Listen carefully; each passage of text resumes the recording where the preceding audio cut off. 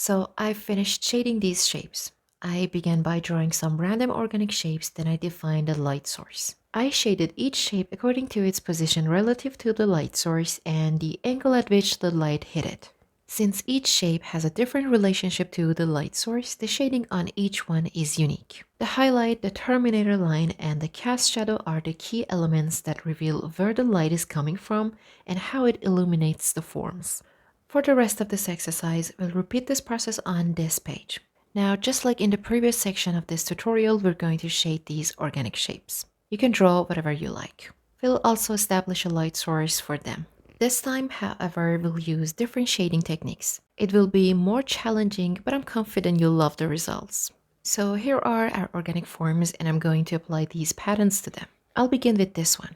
For this shape, I'm establishing a light source from above, hitting the form at this angle. I'm using a B pencil to lay down my initial outlines. I'm designating this rounded area as the front of the shape and placing a center point here to act as an axis. Next, I'll define the contour lines of this form. Since this is a rounded organic shape, the contours will follow the curvature. So as you see, I'll draw rounded contours across the surface of the shape. These act as inner outlines defining the form. If you're unfamiliar with contours, there's a link above to help you understand the concept better. Next, I'll add a cast shadow beneath the shape. The shadow will be wider at both ends and narrow in the middle, following the shape's outline. Then we'll apply the pattern to the shape itself. To begin this, I'll draw square planes onto the form, radiating outward from the central axis, much like drawing petals on a flower, starting from the center. You might need to adjust the outline and some edges of the shape as you go.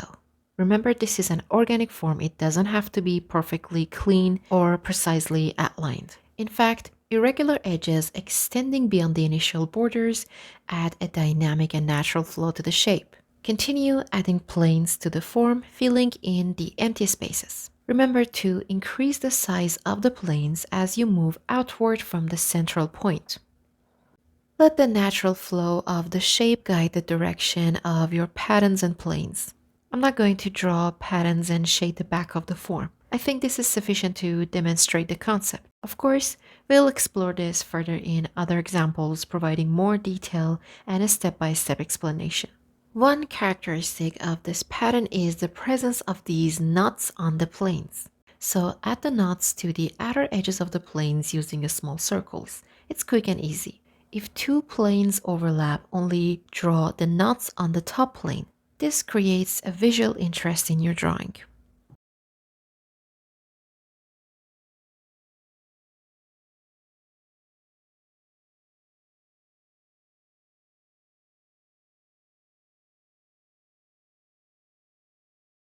I'm switching to a 6B pencil for good coverage, aiming for a general shadow effect initially. The first thing I'll define is the terminator line.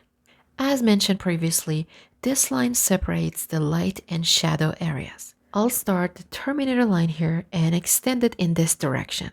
Now, considering the terminator line, I know the areas above it will be midtones and lighter values, while the areas below will be in the shadow family, a darker area under the terminator.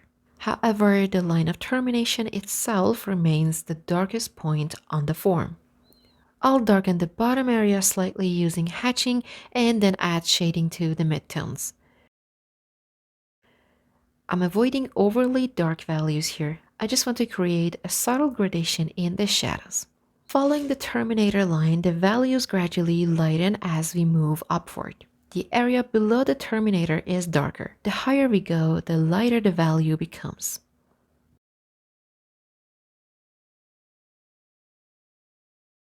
Now we can add shading to the cast shadow, working from dark to light, and refine the details later. The cast shadow should be darker where it's closest to the shape. This area represents the occlusion shadow created by the form's contact with the surface, so pay attention to this area as well.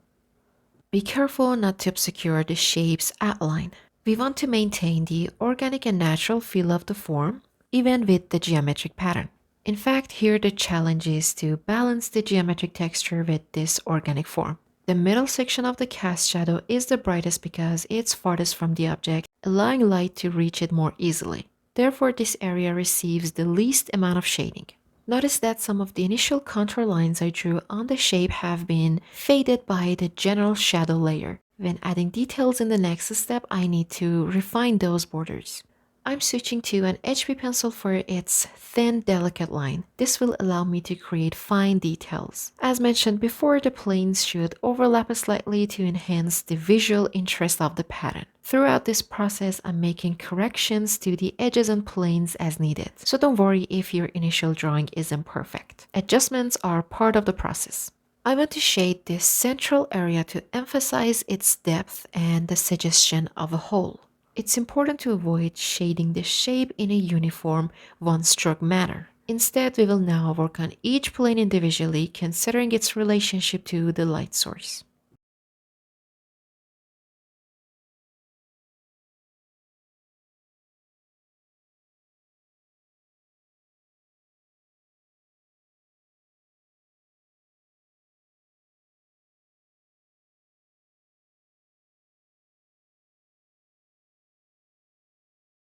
Following the same approach as with this column, gradually shading from dark to light to create a sense of a scale and gradation, I will apply that same technique to this shape. The area within the shadow family will receive the darkest shading. Conversely, the highlight and mid-tone areas will require less shading. The goal is to shade each plane according to its position within the overall form's light and shadow scheme. Notice that I'm shading the lower half of each plane as the terminator line passes through their lower portions. However, the plane on the far left sits entirely on the terminator line, so I'm shading it completely dark. The lower portion of this next plane can also be darkened because of its curve and its placement within the recessed area. Pay close attention to these subtle details. Where planes overlap, such as these two, I'm darkening the area between them slightly. The amount of shading applied to each plane depends on its position within the light and shadow scheme. Increase darkness for areas in shadow, add moderate darkness for midtones, and use minimal shading for brightly lit areas. Because the light source is above, the area facing the light and their edges don't require significant darkening. The light may even reach into these recessed areas, creating brighter edges. Focus your shading on the edges that are furthest from the light source. This is precisely important here. The border between these two planes needs to be noticeably darker. Simultaneously, I'm darkening these lower sections. However, I'm ensuring the terminator line remains the darkest area on the form. As you shade, carefully avoid merging the edges. Maintain distinct lines to separate the planes. For example, note how these planes rest upon another, requiring a darker line to define that separation. This entire process relies on repeated observation of the objects, forms, and textures around you. Close observation and diligent practice will train your eye to understand how light falls on various shapes, resulting in natural-looking shadows in your artwork. This same principle applies to understanding and implementing textures on forms. The terminator line continues here, ending at this edge. So I'll add shading here as well. The most challenging part is complete. The remaining steps are relatively straightforward. The midtones and highlights require minimal shading. The focus should remain on the shadows. I'll further darken these areas, emphasizing the strong shadows needed here. Now I'll gradually blend the shading from the terminator line toward the midtones using a lighter HB pencil, applying the shading subtly and increasingly. Because these areas are heavily shaded, I'm lightly erasing to prevent the highlights from becoming dull. For a quick application of surface shadow, you can use the hatching technique. A realistic rendering isn't necessary. It'll be enough to just suggest shadow. Note that for each plane, I typically begin shading at the bottom and gradually lighten toward the top. I'm applying the same approach to these mid-tone planes, starting at the bottom and lightening as I move upward. As I approach the highlight, I reduce the pressure on my pencil to create a soft transition. Pay attention to the direction and angle of each plane relative to the light source. Don't apply a uniform approach to every plane. These variations are key. You can continue refining this as long as desired or stop when you feel you've grasped the concept. If you understand the principles of this exercise, you don't need to spend excessive time on any single form. This is the first completed example. I think the result is quite successful. I really like it. Let's move on to the next shape. The first step is to locate the terminator line, followed by adding contour lines to suggest the form's curves. These lines help define the roundness or flatness of the form. Next, we'll determine the shape of the cast shadow. Once again, I'm using a light source from above, slightly angled to the left. I've chosen this form and I want to apply this texture on it. I'll cover the entire shape with the texture beginning as always with the terminator line, which will establish my darkest values. I'll shade this area using short broken lines placed close together, mirroring the chosen texture. The shading will be danced along the terminator line and gradually less dense in the midtones and highlights. I'll switch to a sharper pencil point for the lighter shades. I used a 6B pencil for the terminator and I'm now using a B pencil. The pencil grade isn't critical. You could complete the entire drawing with a B or 2B pencil, but you just need to carefully control the pressure of your pencil. I prefer switching between pencils to speed up the shading process and maintain better control. From here, I'll lighten the shading as I move into the midtones, reducing the pressure on my pencil as I approach the lighter areas. For broader, faster coverage, you can use a side grip. Experiment with different grips and techniques. Use whatever feels most comfortable. I'll quickly add hatching to the cast shadow. The occlusion shadow naturally will be the darkest. Remember, the cast shadow could represent a different material or texture. It could be ground, wood, rock, a tabletop, so it doesn't need to match the texture of the main form. We're only applying these techniques to the main subject. For the shadowed areas, I'm using the darker textures from the left side of the reference column, applying them densely to create deeper shadows. The midtones on this form will use the mid-range textures from the center of the column. Finally, the highlight areas will utilize the lighter textures from the right side of the column. These columns serve as a guide. This is why we did that initial exercise in part 1 of this tutorial. This exercise is about learning to apply texture to surfaces with varying light levels. Dark areas where light doesn't reach, midtones with a balance of light and shadow, and highlights where light is most prominent. This is the core objective of this practice. Let's take a closer look. The texture applied here is identical to the texture used on the reference column. For the next shape, I'll begin by establishing the light source and cast shadow. Next, we'll add the terminator line, followed by adding contour lines as we did with the previous two examples. As always, we begin shading from this part. As previously explained, this area will have the densest shading.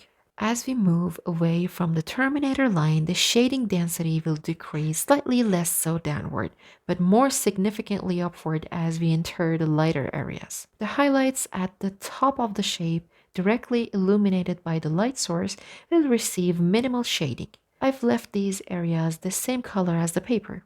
Finally, the cast shadow will be shaded using the hatching technique. The explanations and steps are consistent with those used for the previous shapes. From this point forward, I'll focus on demonstrating the process visually, allowing you to observe my hand movements and the application of textures to different forms without further verbal explanation. For this shape, I'm using this particular texture.